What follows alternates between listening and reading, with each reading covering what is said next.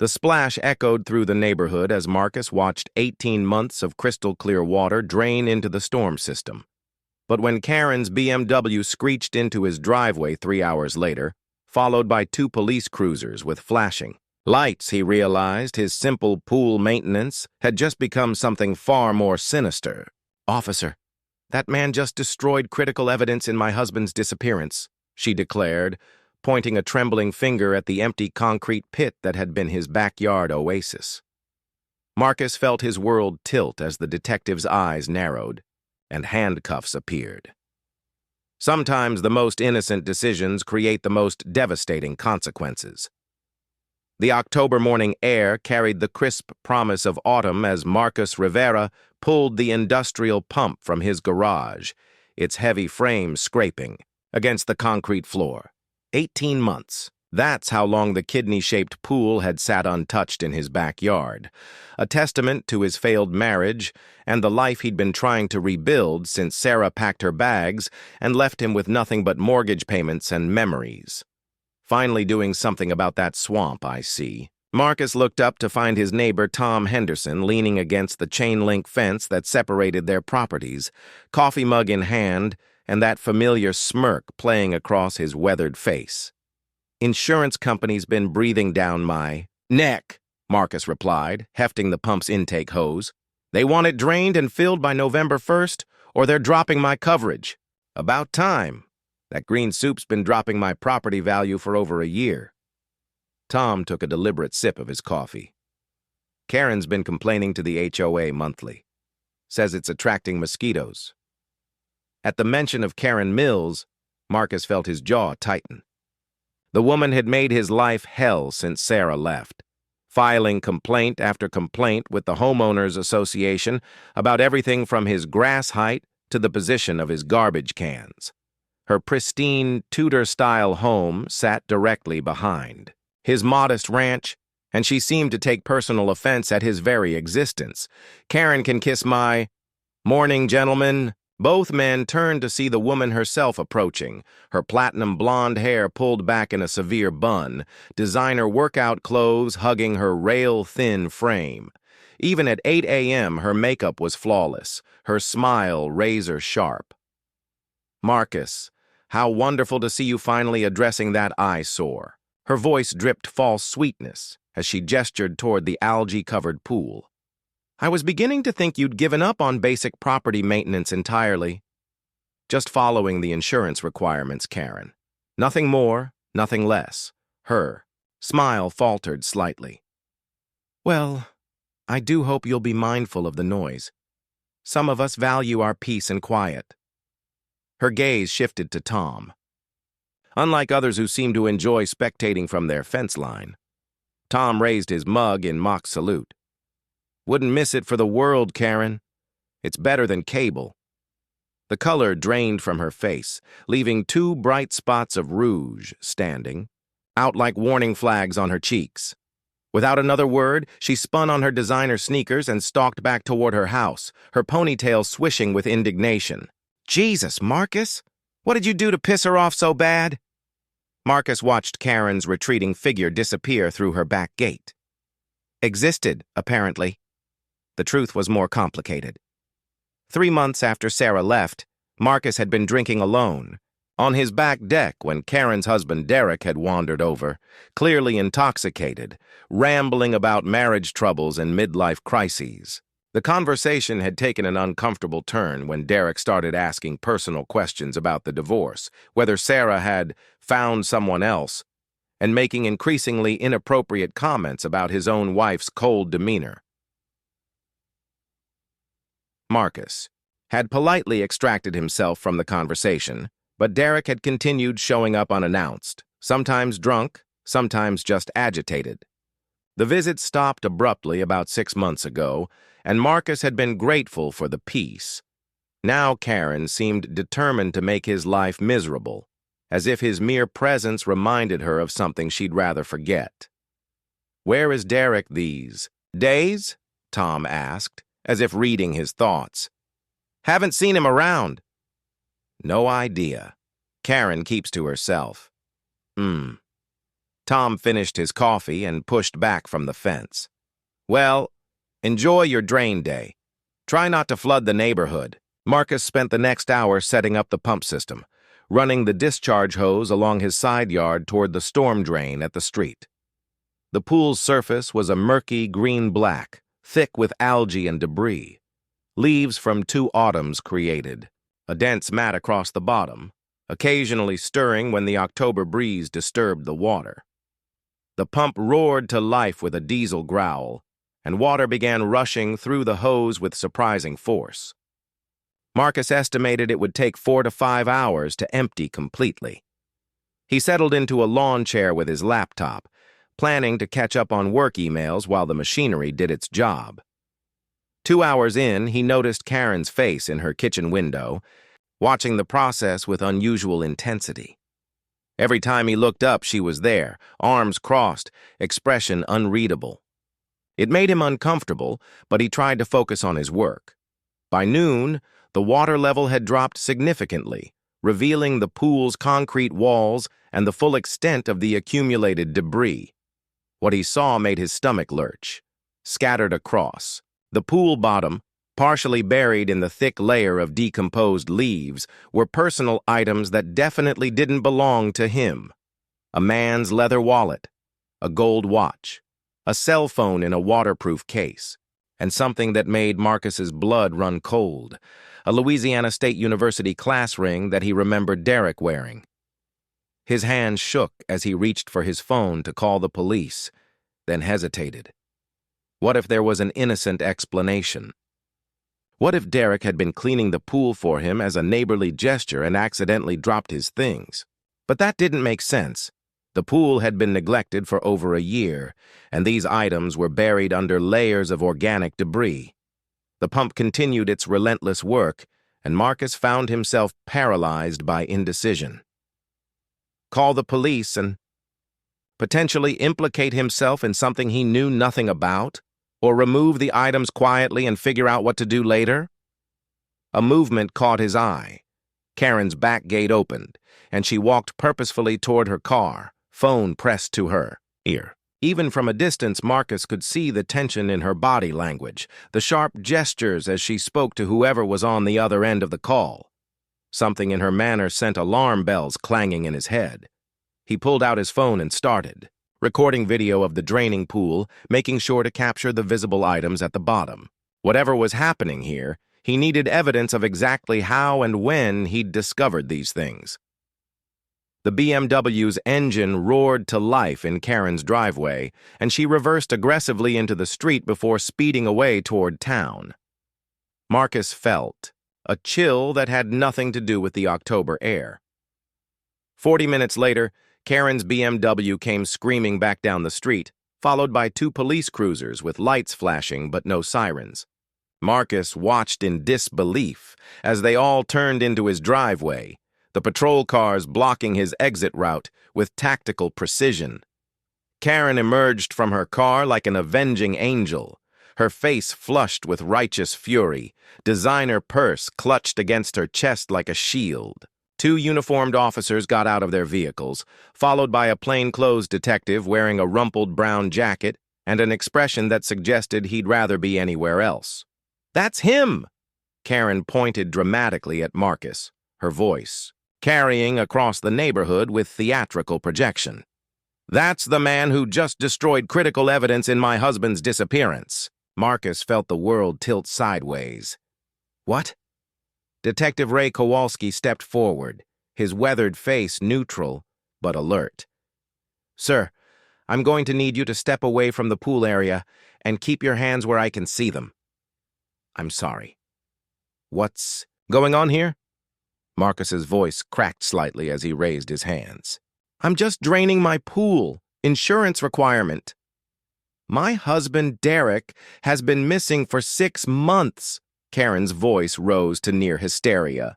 "He was last seen in this neighborhood, and now this man conveniently decides to drain his pool and destroy evidence just days after I filed a missing person report." "Ma'am, please let us handle this," Detective Kowalski said calmly, though his eyes never left Marcus. "Sir, what's your name?" "Marcus Rivera. This is my house, my pool. I've been draining it because you're trying to cover up what you did to Derek," Karen interrupted, tears streaming down her face now. "He told me he was coming over here that night. He said he was going to talk to you about Sarah, about what really happened to your marriage." The detective's eyebrows rose slightly. "Sarah?" "My ex-wife." Marcus felt sweat beading on his forehead despite the cool air. "She left me 18 months ago. I haven't seen Derek in months, and I have no idea what Karen's talking about." One of the uniformed officers was photographing the pool area while his partner began setting up crime scene tape. Marcus watched in horror as his simple maintenance project transformed into something from a nightmare. "Detective," the photographer called out, "you need to see this." Detective Kowalski walked to the pool's edge and peered down at the shallow water still remaining in the deep end. Marcus could see his expression change as he spotted the personal items scattered across the bottom. "Well, Mr. Rivera," the detective said slowly, "this just got a lot more complicated." Karen let out a strangled. The Riverside County Detention Center smelled like industrial disinfectant and desperation. Marcus had been photographed, fingerprinted, and processed through the system like a piece of meat, his personal belongings sealed in a plastic bag that now sat in some evidence locker along with his dignity. The holding cell was a concrete box barely large enough for the metal bench bolted to one wall.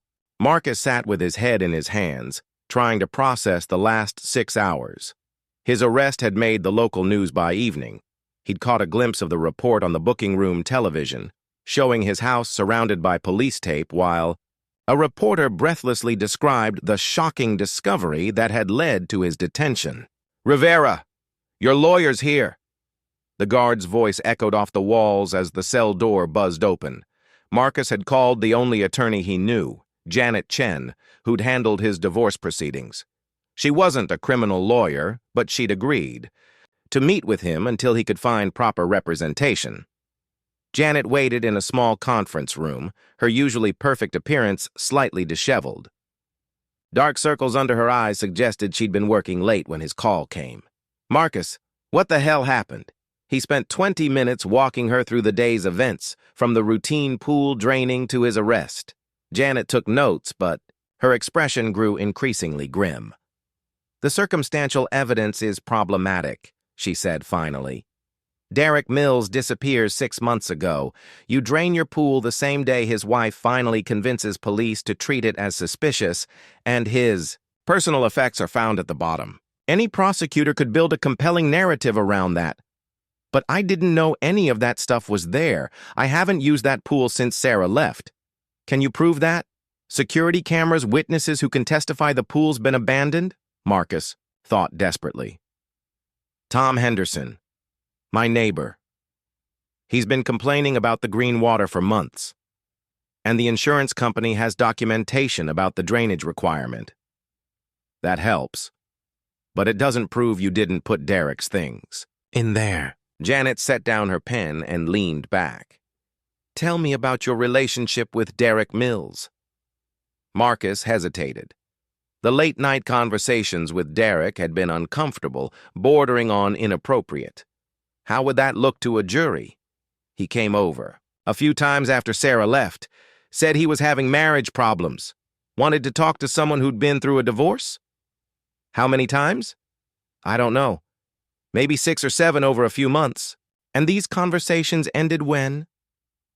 Around 6 months ago, right about the time he supposedly disappeared.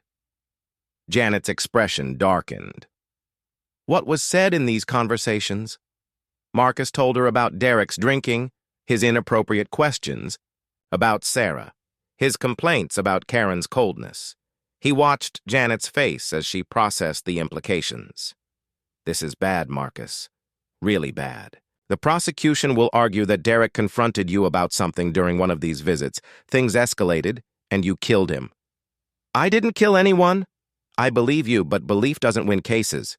Evidence does." She gathered her papers.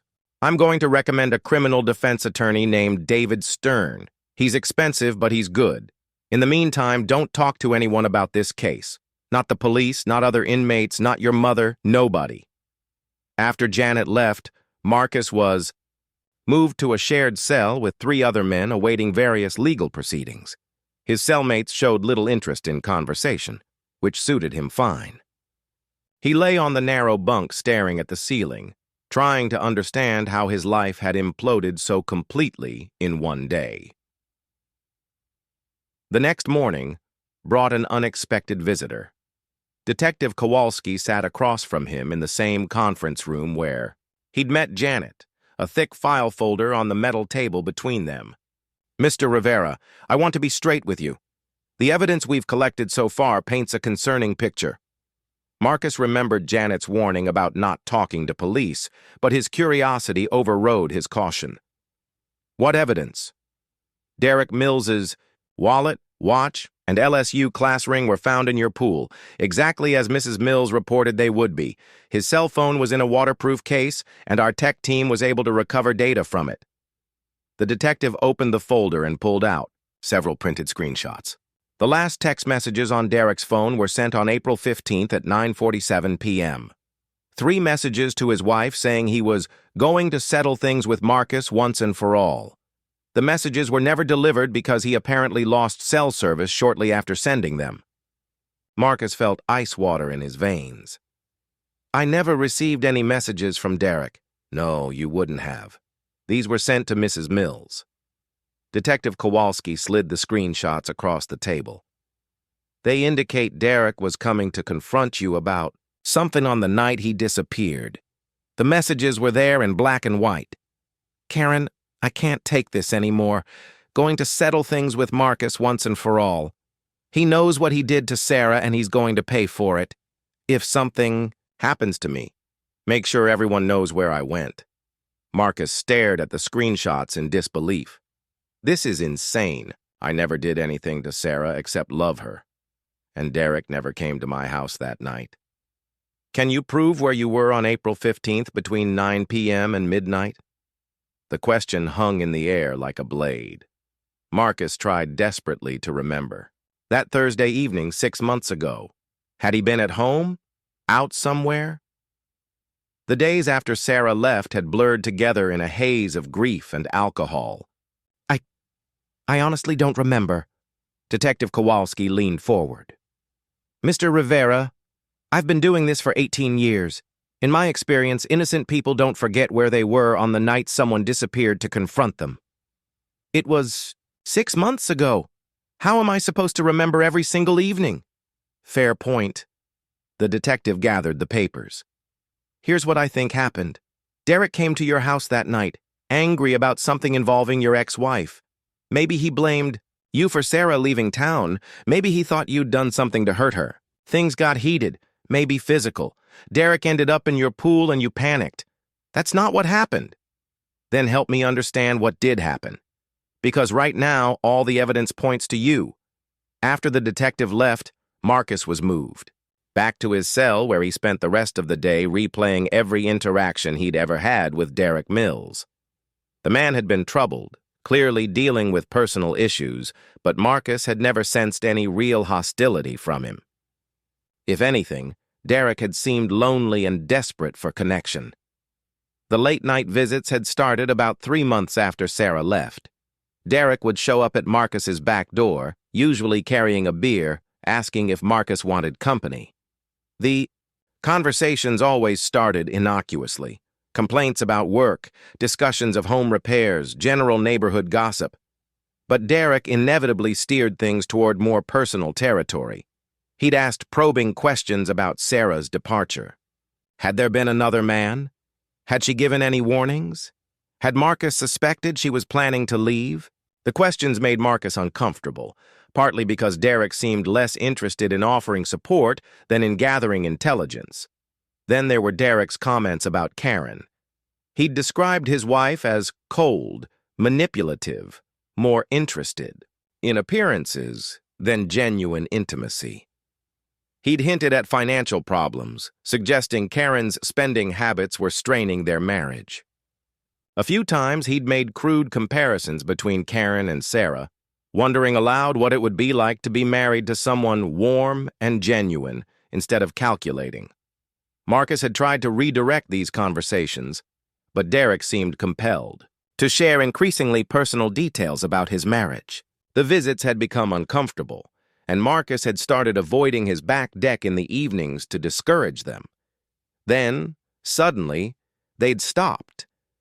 Derek had simply vanished from Marcus's life without explanation. At the time, Marcus had been relieved. Now he wondered if Derek's absence had been permanent in ways he'd never imagined. That evening, Marcus received another visitor. David Stern was everything Janet had promised. Expensive-looking suit, silver hair, and the confident bearing of someone who'd spent decades in courtrooms. He listened to Marcus's story without interruption, taking occasional notes in a leather portfolio. "The case against you is circumstantial but compelling," Stern said finally. "The prosecution will argue motive, opportunity, and means." Derek's text messages established that he was coming to confront you on the night he disappeared. Your inability to account for your whereabouts that evening gives them opportunity, and your own pool provided the means to dispose of evidence. But there's no body. How can they prove Derek is even dead? They don't need a body if they can prove a crime occurred. The abandoned personal effects, the threatening text messages, the 6-month absence from work and family, it's enough to support a murder charge. Marcus felt the walls of the conference room closing in. "So what do we do?" "We investigate. Someone put Derek's belongings in your pool, and it wasn't necessarily Derek himself. The key question is who had access to your property and knowledge of Derek's disappearance." "Karen," Marcus said immediately. "She lives right behind me. She could have accessed the pool from her backyard." "Possibly. But why would she want to? Frame you for her husband's murder?" It was a fair question, and Marcus didn't have a good answer. What possible motive would Karen have for destroying his life? Stern gathered his papers. "I'm going to hire a—" The courtroom smelled like old wood and fresh coffee, a combination that might have been comforting under different circumstances. Marcus sat beside David Stern at the defendant's table, acutely aware of the handcuffs around his wrists and the orange jumpsuit that marked him as someone the system had already judged dangerous. Judge Patricia Hoffman presided with the weary efficiency of someone who'd seen too many tragedies parade through her courtroom. She reviewed the case file while the gallery filled with spectators, neighbors, reporters, and curiosity seekers drawn by the sensational nature of the charges. Karen Mills sat in the front row behind the prosecutor's table, dressed in conservative, black like she was already in mourning. She dabbed occasionally at her eyes with a tissue, the picture of a grieving wife seeking justice. When she caught Marcus looking at her, she didn't flinch or look away. Instead, she held his gaze with an expression he couldn't quite read. District Attorney Rebecca Walsh stood to present the state's case against bail. She was younger than Marcus had expected, with auburn hair pulled back in a severe bun and the sharp intensity of someone building a political career on high-profile convictions. "Your Honor, the defendant stands accused of the murder of Derek Mills, a respected member of our community who disappeared 6 months ago after sending text messages indicating he was going to confront Mr. Rivera. The defendant's own pool served as a dumping ground for the victim's personal effects, and he conveniently decided to drain that pool on the very day Mrs. Mills convinced police to upgrade the investigation." Judge Hoffman looked over her reading glasses. "Ms. Walsh, I see no body has been recovered." "No, Your Honor, but the evidence strongly suggests foul play. Mr. Mills was a devoted husband and employee who had never disappeared before. His wallet, watch, and class ring were found submerged in the defendant's abandoned pool, along with his cell phone containing threatening messages directed at Mr. Rivera." David Stern rose to respond. "Your Honor, my client is a respected member of the community with no prior criminal record. He owns his home, has steady employment, and poses no flight risk. The charges are based entirely on circumstantial evidence and coincidental timing." "Coincidental?" D.A. Walsh interjected. The defendant drained his pool within hours of our office receiving Mrs. Mills's formal complaint about her husband's disappearance. That's not coincidence, Your Honor. That's consciousness of guilt. Marcus watched the judge's face as she weighed the arguments. Her expression gave nothing away, but he could feel the decision forming in the room's atmosphere like an approaching storm. Mr. Stern, does your client have family or community ties that would support release? His parents live locally, Your Honor.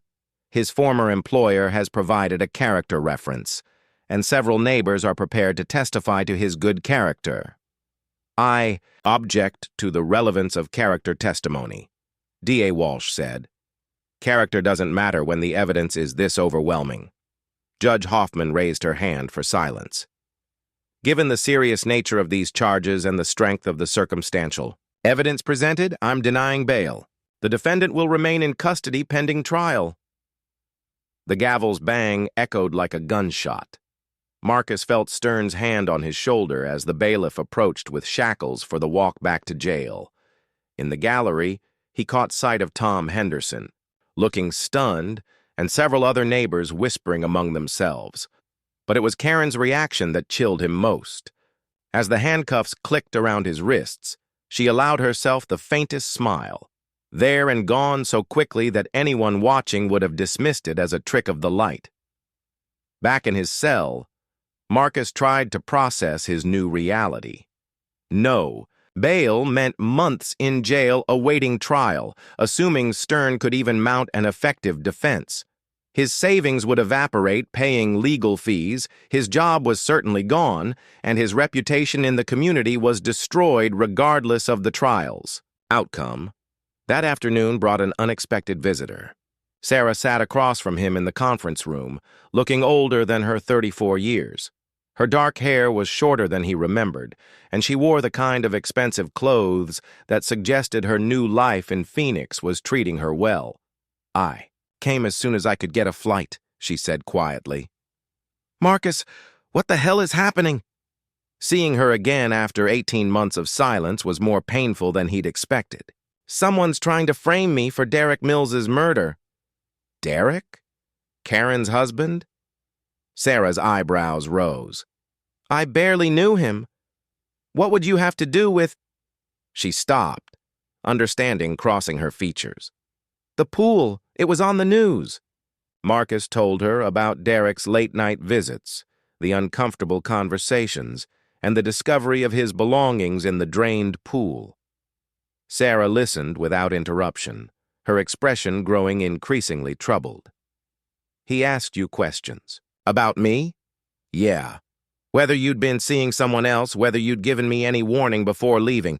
It was weird, like he was gathering information rather than offering support. Sarah was quiet for a long moment. Marcus, there's something I never told you about why I left. His heart rate accelerated. What? Derek Mills was persistent. He started approaching me at the grocery store, at the gym, asking personal questions about our marriage. At first, I thought he was just being neighborly, but it got uncomfortable quickly. Uncomfortable how?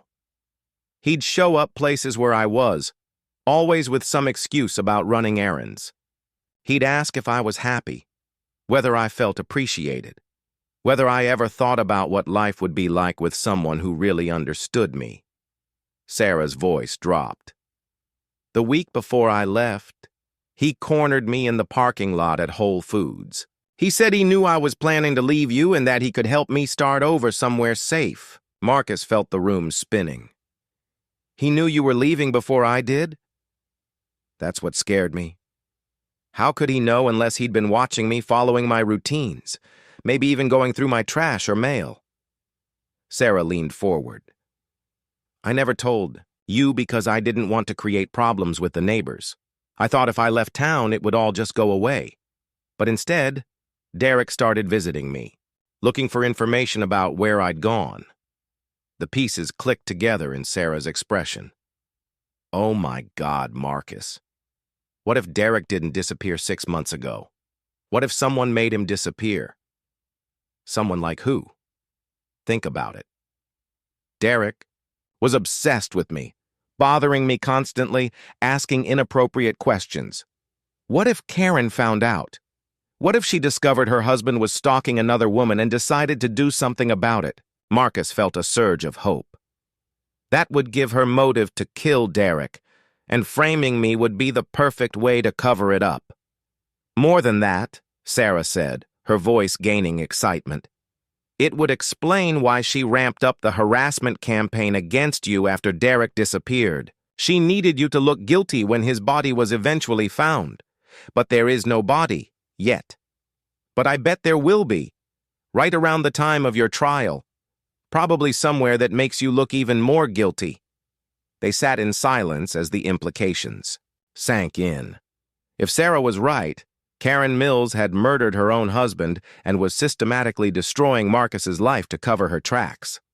But proving it would require evidence they didn't have and resources Marcus couldn't afford.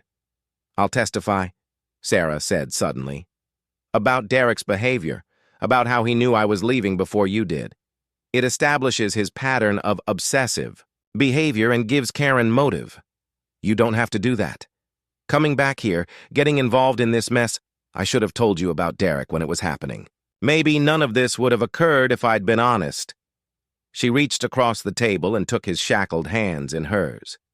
I'm not going to let you go to prison for something you didn't do. After Sarah left, Marcus felt something he hadn't experienced since his arrest. Hope. For the first time, he had a theory that made sense and a potential witness who could support it. But he also knew that Karen Mills had been planning this for months. She wouldn't have left obvious evidence of her crime lying around. That evening, David Stern returned with news from his private investigator. Derek and Karen Mills were in serious financial trouble, Stern reported, settling into his chair. Derek had been laid off from his engineering job 8 months ago but hadn't told his wife. He'd been burning through their savings while pretending to go to work every day. That explains his day drinking and late-night visits. It gets worse. Karen discovered the deception about 2 weeks before Derek disappeared. There were several large cash withdrawals from their joint account around that time, and neighbors reported hearing loud arguments from their house. Marcus felt his pulse quicken. So she had motive to kill him. Possibly. But here's the interesting part. Derek had a substantial life insurance policy, $500,000, with Karen as the sole beneficiary. She can't collect on that without a body. Actually, she can, after 7 years or sooner if she can prove he's dead. A murder conviction would certainly qualify as proof. Stern leaned back in his chair. Your ex-wife's visit this afternoon was illuminating, by the way. The information about Derek's stalking behavior adds another dimension to Karen's potential motive. So what's our next move? We push for a preliminary hearing as soon as possible. Force the prosecution to present their evidence early, before they're fully prepared. And the preliminary hearing was scheduled for a gray November morning that matched Marcus's mood perfectly. 3 weeks in county jail had taught him the rhythm of institutional life, the clanging of doors, the shuffle of feet in corridors, the constant underlying tension of men stripped of their freedom and dignity. David Stern had visited twice more, each time with updates that seemed to raise more questions than answers. The private investigator had uncovered additional details about Derek and Karen's troubled marriage, but nothing that definitively proved Karen had murdered her husband. The problem, Stern explained during their final preparation meeting, is that everything we've discovered could be used to support the prosecution's theory. Derek's financial deception, his obsession with Sarah, the marital problems, it all gives him motive to confront you on April 15th. But it also gives Karen motive to kill him. True, but we need evidence, not just theory. And so far, Karen Mills looks like the perfect victim in all this. The courtroom was packed for the preliminary hearing. Judge Hoffman presided again, her expression suggesting she'd rather be anywhere else on this dreary Tuesday morning. Rebecca Walsh sat at the prosecution table with 2 assistants, their files arranged with military precision. Karen Mills occupied her usual spot in the front row, dressed in navy blue with just enough makeup to look composed but not vain. She'd lost weight since Derek's disappearance, Marcus noticed, and the effect made her appear more fragile, more sympathetic. Detective Kowalski was the prosecution's first witness. He testified about responding to Karen's call on the day Marcus drained his pool, the discovery of Derek's personal effects, and the text messages found on Derek's recovered phone. The defendant was in the process of draining 18 months of accumulated water and debris from his pool, Detective Kowalski testified. Mrs. Mills had contacted our office that very morning to upgrade her husband's missing person case to a suspicious disappearance. And what did you find in the pool? D.A. Walsh asked. Derek Mills's wallet, containing his driver's license and credit cards, his LSU class ring, which his wife identified as a family heirloom, his Rolex watch, an anniversary gift from Mrs. Mills, and his cell phone in a waterproof case. What was the condition of these items? Consistent with being submerged for approximately 6 months. The phone's battery was dead, but our technical team was able to recover data from the memory. Walsh introduced the text messages Derek had allegedly sent on April 15th. The screenshots were displayed on a large monitor for the courtroom. To see, Karen, I can't take this anymore. Going to settle things with Marcus once and for all. He knows what he did to Sarah, and he's going to pay for it. If something happens to me, make sure everyone knows where I went. From the gallery, Marcus heard several people gasp. The messages looked damning, creating a clear narrative of confrontation and threat. David Stern's cross-examination focused on the timeline and physical evidence. Detective Kowalski, you testified that Mr. Rivera was draining his pool when Mrs. Mills called your office. Had she mentioned anything about expecting to find evidence in that pool? She said she was concerned that her husband might have encountered trouble during one of his visits to Mr. Rivera's property. Encountered trouble? Those were her exact words? Detective Kowalski shifted slightly. She said Derek had been visiting Mr. Rivera frequently after his neighbor's divorce, and that she was worried something might have happened during one of those visits. So Mrs. Mills specifically directed your attention to the pool before you discovered any evidence there? She mentioned it as a possibility, yes. Stern made a note and continued. You testified that Derek's phone was in a waterproof case. Was this case damaged in any way? No, sir. It appeared to be high quality and fully functional. And the phone's battery? Dead, as would be expected after 6 months submerged. But, Detective, if the phone had been submerged for 6 months, wouldn't the waterproof case have protected the battery from water damage? Detective Kowalski paused. Potentially, yes. So the dead battery could indicate the phone was turned off deliberately rather than damaged by water? I suppose that's possible. Marcus watched the jury's faces as this exchange played out. A few looked thoughtful, but most seemed unmoved. The circumstantial case against him was still overwhelming.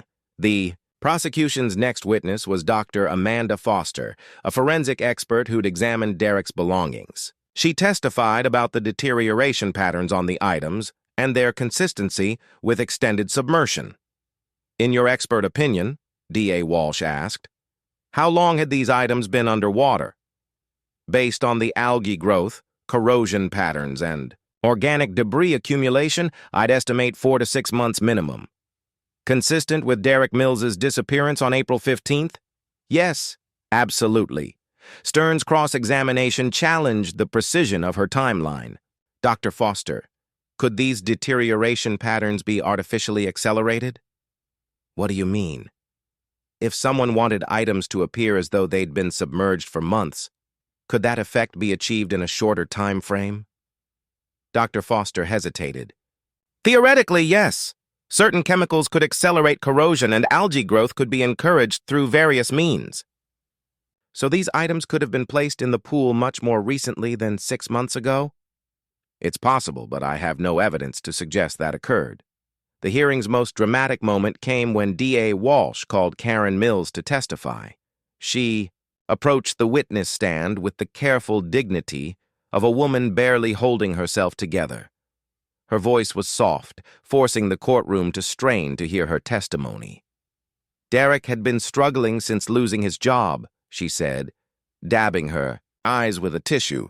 He was drinking more, staying out late, and he'd developed what I can only describe as an obsession with our neighbor's marriage problems. Tell us about Derek's relationship with the defendant. Derek felt sorry for Marcus after Sarah left. He would go over there in the evenings, trying to offer support. But Derek started coming home with strange stories about their conversations. What kind of stories? Karen's voice dropped even lower. Derek said Marcus blamed Sarah's departure on outside influences.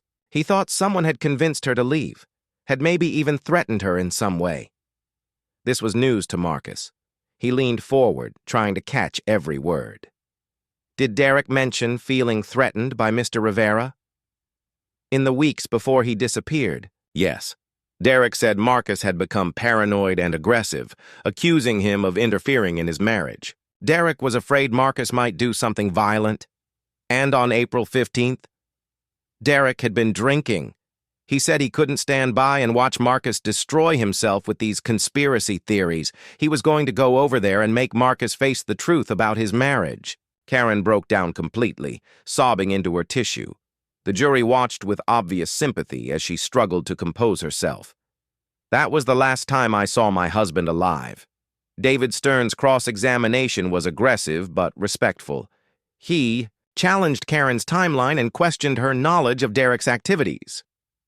Mrs. Mills, you testified that Derek lost his job 8 months ago. When did you learn about this? He told me immediately. That's interesting, because bank records show Derek was withdrawing money to cover his supposed salary for months after his termination. Were you aware of these deceptions? Karen's composure cracked slightly. Derek handled our finances. I trusted him. So you didn't know your husband was lying to you about his employment status? No. And you didn't know he was depleting your savings account? Not until later. When exactly did you discover Derek's deception? Karen hesitated. A few weeks before he disappeared. How did you react to learning your husband had been lying to you for months? I was upset, naturally. Upset enough to confront him about it? We discussed it, yes. Neighbors reported hearing loud arguments from your house around that time. Would those have been your discussions about Derek's lies? We may have raised our voices. Stern pressed harder. Mrs. Mills, isn't it true that you discovered Derek's deception, his financial irresponsibility, and his obsessive behavior toward your neighbor, and you decided you'd had enough? That's ridiculous. Isn't it true that you confronted Derek on April 15th, not about going to see Marcus Rivera, but about his stalking behavior toward Sarah Rivera? I don't know what you're talking about. And when Derek threatened to leave, you for another woman he'd been obsessing over, you decided to stop him permanently? Objection! D.A. Walsh shot to her feet. Counsel is badgering the witness with baseless accusations. Sustained, Judge Hoffman ruled. Mr. Stern, please confine your questions to established facts. But the damage was done. Marcus could see doubt creeping into some jury members' faces. Stern had planted seeds of alternative theory, even if he couldn't fully develop them yet. The hearing's final witness was Sarah, who'd flown in from Phoenix the night before. Her testimony about Derek's stalking behavior electrified the courtroom. He would appear wherever I went, she testified. The grocery store, the gym, the mall, always with some excuse about running errands, but it felt deliberate. Did Mr. Mills ever approach you directly? Several times. He'd ask personal questions about my marriage, whether I felt appreciated, whether I'd ever considered leaving Marcus. How did these encounters make you feel? Frightened. He see.